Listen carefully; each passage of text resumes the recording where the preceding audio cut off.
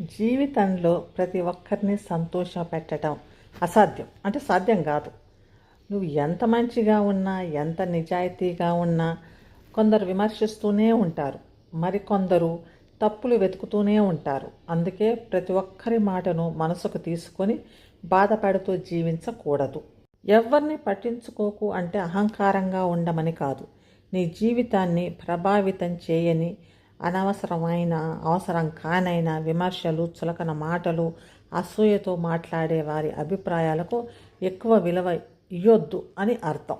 నీ విలువ నీకు తెలిసి ఉంటే ప్రపంచం ఏమనుకుంటుందో అని ప్రతి క్షణం ఆలోచించాల్సిన అవసరం లేదు. నీ లక్ష్యాలపై దృష్టి పెట్టి నీ కుటుంబం, నీ బాధ్యతలు, నీ మనశ్శాంతికి ప్రాధాన్యత ఇవ్వడం నేర్చుకోవాలి.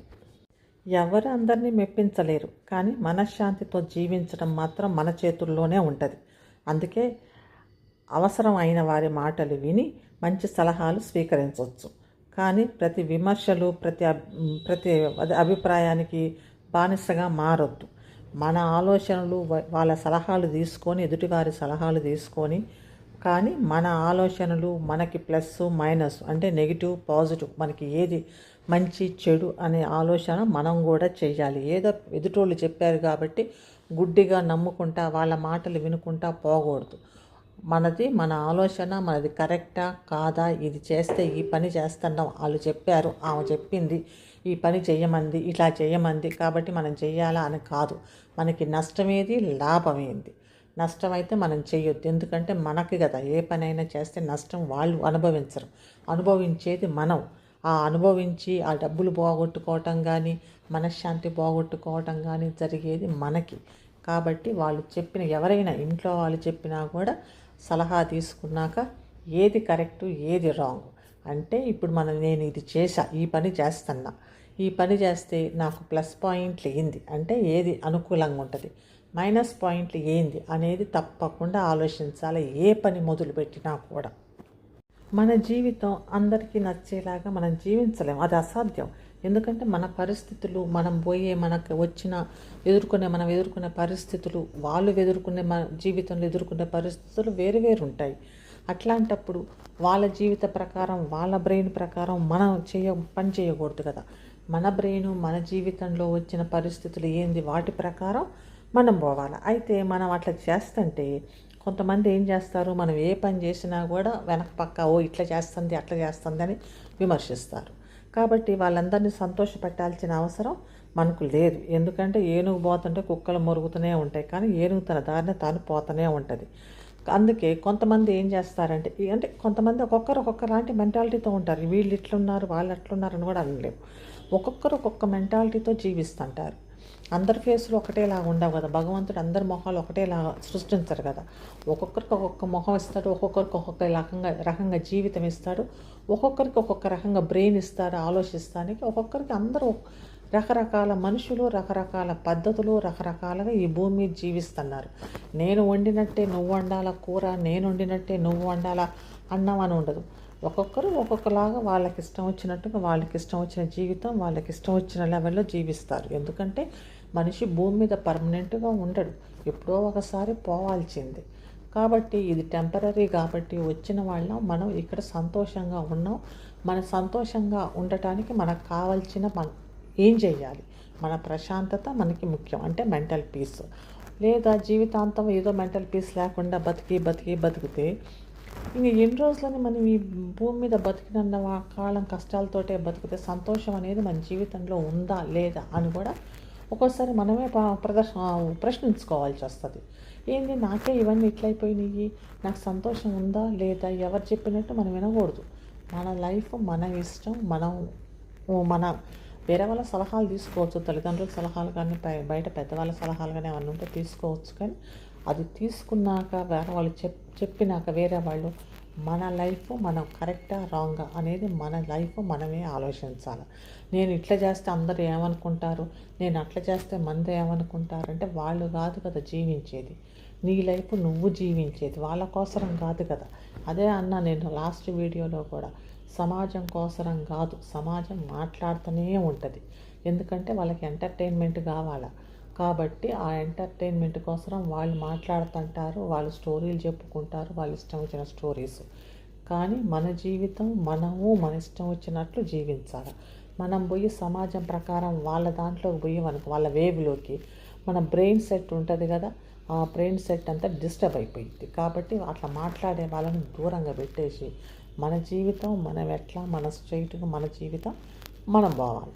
ఇప్పుడు ఫర్ ఎగ్జాంపుల్ వెనకట ఎట్లుండేది, పెళ్ళి పిల్లలు సంసారం అంతే. ఇప్పుడు ఎట్లయితుంది, విడిపోతున్నారు, పెళ్ళి అవుతుంది కానీ విడిపోతున్నారు బంధాలు కూడా. ఆ విడిపోతున్నారు, మళ్ళీ పెళ్ళిళ్ళు చేసుకునే వాళ్ళు చేసుకుంటున్నారు, చేసుకునే వాళ్ళు చేసుకోవట్లేదు, విడవ అవుతున్నారు. అంటే భర్త చచ్చిపోయినా భార్య చచ్చిపోయినా, పూర్వం భర్త చచ్చిపోతే అసలు పెళ్ళే లేదు, ఇప్పుడు పెళ్లి చేసుకోవటం ఇవన్నీ అవుతున్నాయి.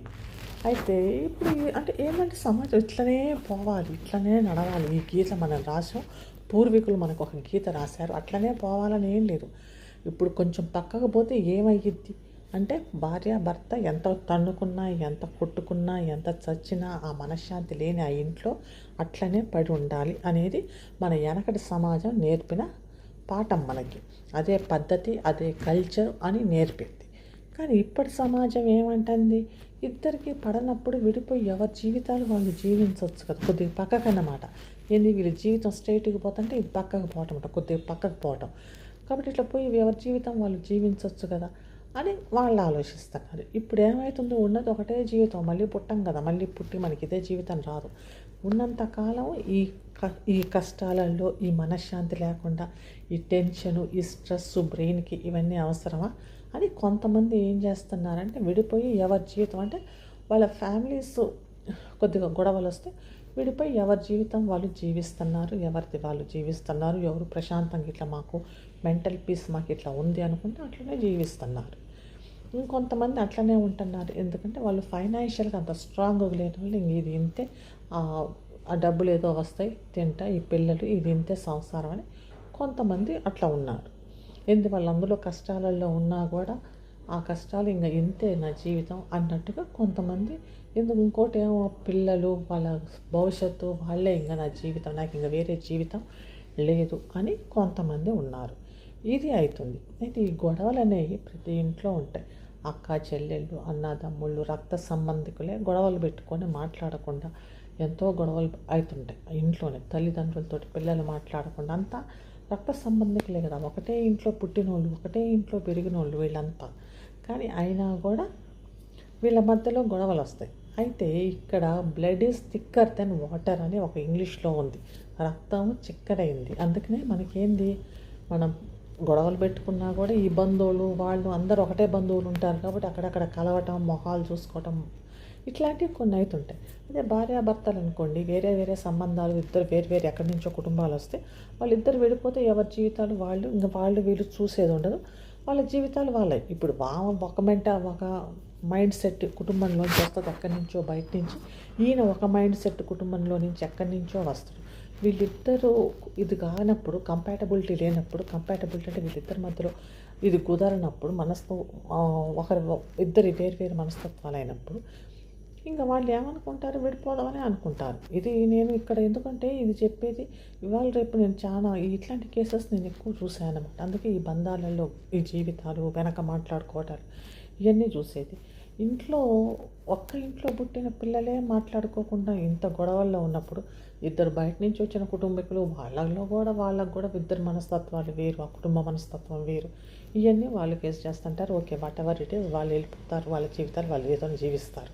అయితే ఈ వీళ్ళేంటి వెనక మాట్లాడుకోవటం, వీళ్ళు ఇట్లా వాళ్ళట్లా ఇది ఇట్లా అట్లా అని అసలు వీళ్ళని పట్టించుకోకూడదు. ఈ సమాజంలో అవుతూ ఉంటారు కదా, ఈ మాట్లాడుకుంటా వాళ్ళ పనే ఏంటంటే వేరే వాళ్ళని చూపించి నవ్వటం అంతే. వాళ్ళకి ఇంకేముండదు. ఎందుకంటే వాళ్ళ జీవితాల్లో కూడా ఉంటాయి సమస్యలు, ఉంటాయి, ప్రతి ఒక్కడికి ఉంటాయి. కానీ వాళ్ళ సమస్యల్ని పక్కన పెట్టి వాళ్ళ మైండ్ ఏంటంటే పక్కోడికి కూడా సమస్య ఉంది, నాకు సమస్య ఉంది, అబ్బా నాకు సాటిస్ఫాక్షన్ నాకే కాదు వాడికి కూడా ఉందిలే అని పోల్చుకొని వాళ్ళు సంతోషపడుతుంటారు. ఇది ఒక రకమైన మెంటాలిటీ. చివరిగా చెప్పొచ్చేది ఏంటంటే, రేపు జనాలు ఏమనుకుంటారో, చుట్టాలు ఏమనుకుంటారో అని ఇప్పుడే లేనిపోని టెన్షన్లు పడి బుర్ర పాడు చేసుకోకూడదు. ఏది జరిగితే అది జరిగిద్ది. ఇప్పుడు నువ్వు ప్రశాంతంగా జీవించడం నేర్చుకో అంతవరకు.